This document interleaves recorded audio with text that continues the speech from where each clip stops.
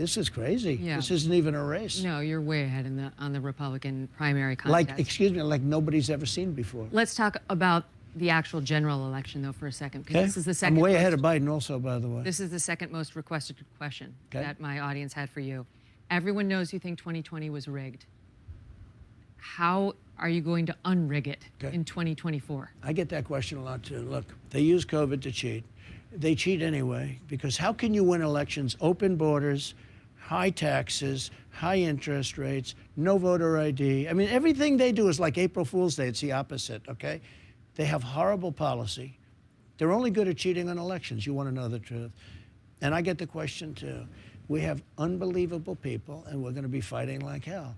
Because if I don't win the election, meaning this philosophy, this thought, but if I don't win the election, I think our country is finished. I think it's the most important election we've ever had. If I don't win this election, like you talk to me about all of the different prosecutions, these aren't prosecutions, these aren't indictments. These are Biden indictments. These are different. This isn't God coming down from high and indicting you for. This is crooked Joe Biden. He's crooked as a $3 bill. Used to say $2 bill, but we have a few of them around. He's a crooked guy. He's a crooked politician. And he said, indict my political opponent. So when they say indict, you know, it's very interesting. The press, first they start that way, but then with time they say, oh, well, he's under indictment. No, these are all Biden indictments, including the DA's office. You know, he put his top guy in the DA's office in Manhattan. And everybody says it's not even a case. I mean, it shouldn't even be brought. You've seen that, you've heard that, you probably. I've said that. Okay, it's ridiculous. It's a ridiculous case. But he put his top people in the DA. He's dealing with Fannie Willis in Atlanta. It's all a hoax. I know, but here's the thing. No, but it's very important for people to know because Republicans are bummed out. They're thinking, I'm not even going to vote. Forget it.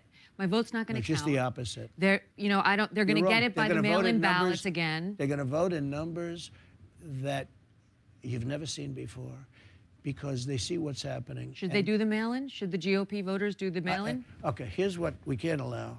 Yeah, I would say let them do it either way. You know, I'm less on that. I like the Tuesday stuff, but then you see what happened to Kari Lake, where all the machines were broken, or a big portion of them. Wouldn't it be smarter to bank some vote before well, no, you actual could, but day? the problem is they throw the votes out. I mean, it's crooked. We have a wait. So be clear. What is the message to the voters? Do you want them to do the vote-in, the mail-in vote, or no? Everybody, people say yes, do it.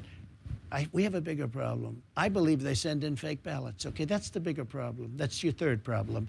I believe they send in a lot of fake ballots. And when you look at some of these elections, in Pennsylvania, I was leading by so much at 9:30, and all of a sudden, voila, they happen to find a lot of ballots. Our elections are crooked. Our elections are rigged. Our borders are open. Our country's in trouble.